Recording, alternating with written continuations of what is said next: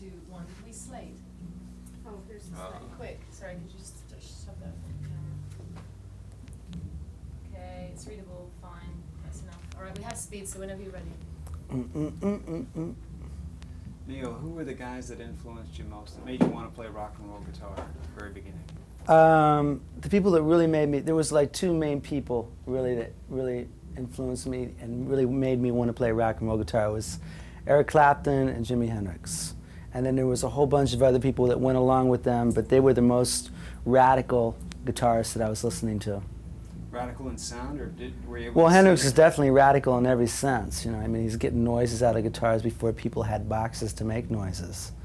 You know, Eric Clapton was more subdued, but he was, I think the music that the Cream was playing at the time was pretty radical compared to everything else that was going on.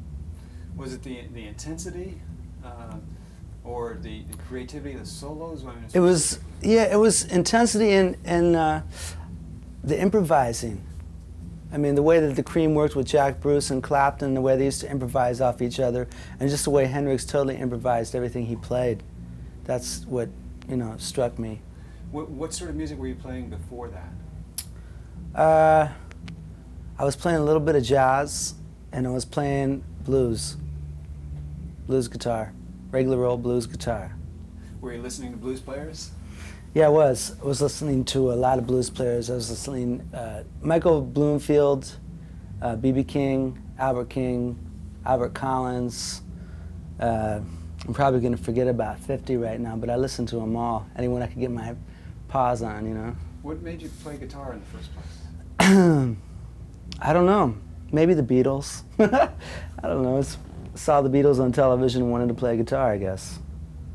Was it just a certain sex appeal to that image of a guitar player then? It just looked like fun. I mean, I started playing when I was 10, and it looked like so much fun, you know. I mean, these guys were just having a blast, and they're making a living at it, and they're doing something they like, you know, which is most people don't have that opportunity to do, I don't think, in the world today. You know, they have to have a gig, and they have to work someplace. They don't really want to work, and they get to do what they want to do on the side, and they can't put, you know, 24 hours of devotion into what they really love, you know.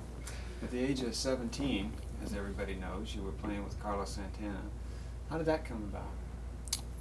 I was just, you know, in those days, I was hanging out in the city, you know, just with my guitar and going up and down the streets. There used to be a lot of clubs happening in San Francisco. Yeah, there was a lot of blues clubs happening, and I would just drop in all the clubs and play with as many people that would let me play, and word started circulating about this kid and this and that. And one night I was playing in Palo Alto at a club called the Poppycock, and Greg Raleigh and Michael Shreves came, you know, to the club, and we ended up jamming. I ended up meeting them, and it just sort of happened from that. I started hanging out with Greg a lot. And then deciding to go out more on your own, leaving the Santana band, was an effort to do what? I guess find myself. Or try to. I'm still trying. Have you been able to find yourself in the years with Journey? Partly, yeah. I mean, you always find a different character of yourself and the different aspects that you stick yourself in, you know, musically. I mean, if you stick yourself with somebody, you know, like a blues artist, you're going to sound one way. If you stick yourself with Journey, you're going to sound one way. If you stick yourself with Jan Hammer, you're going to sound one way. It's like that. Anybody, you know, different people that you play with make you sound differently. When you did the albums with Jan Hammer and toured, what was that like for you playing? Did you have to change your guitar style or change your technique? Not at all. I've never changed my guitar style. I've just adapted to wherever I am with the people that I'm surrounded with. I really didn't change my guitar style when I played with Santana. I was playing blues-oriented guitar over the top of Latin rhythms. It was something totally new for me, but it sounded really different at the time, I thought. Had you been influenced by any Latin players around that time? Mostly Carlos. I mean, in those days he was, you know, heavily Latin. I mean, there was a lot of Latin coming out of him, I thought. The music was really, you know, African-based Latin music. Well, there were some cuts on some of the albums where I think people thought that Carlos was playing them, and they were sometimes you, and probably vice versa. I mean, the two of you would play very similarly. It's probably really easy to get confused sometimes to people that don't play guitar. If you play guitar, you can immediately pick one person from the other, I think. What makes people recognize Neal Schon's playing, do you think? I haven't the faintest idea. You tell me. What's in the future now for the band, for you personally? Well, I mean, the future is yet to be seen, you know. So like, I'm definitely gonna go for it. My switch is on. It's always on, and I'm always trying new things. So I'm gonna be, you know, going for something. The band is going in the studio on Monday. We start recording a new album. We're getting ready to do another tour, and right now that's all I'm concentrating on. Besides this thing we're doing, you know, tomorrow. What equipment do you play?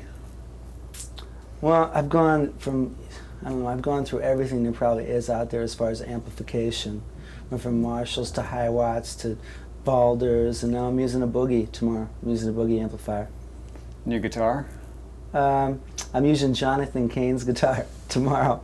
I have a Les Paul that I'm using on one song, but when I wrote this song, this ballad that I'm doing with Jonathan tomorrow, I wrote it at his house with him, and I didn't bring my guitar over his house, and he had this Charvel Telly there, and it had really heavy strings on it. But I wasn't really used to playing, but I got used to it.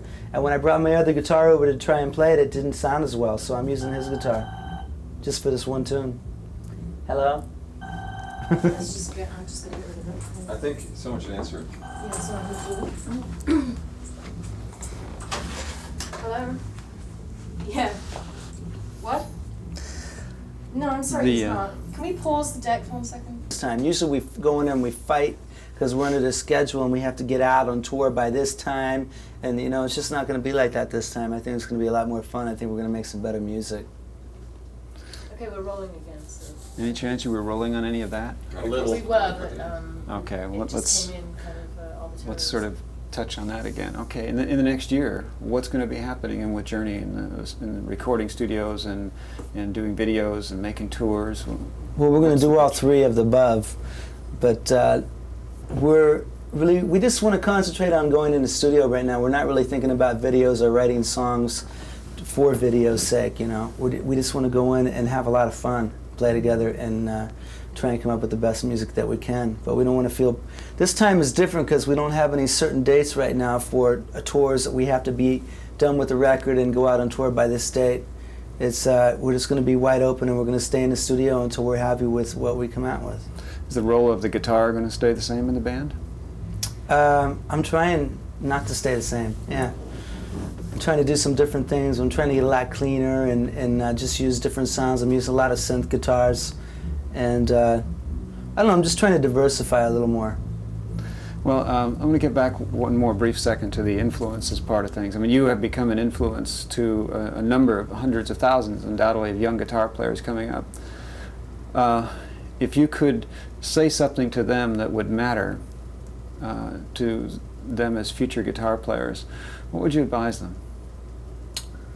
God, that's a hard question. I mean, if they're serious about it, they know that they are anyway from the at the first time they, you know, pick it up, or at least after they're into it for a year or so, they know that they're serious about it. That's the thing, is just to be serious about it if you want to play a serious guitar. I don't think it's to go after being a guitar hero, though. I wouldn't, you know, suggest that. I think guitar heroes are fly-by-night, you know. I'm more interested in being a musician now and playing what the song needs. Okay, thank you.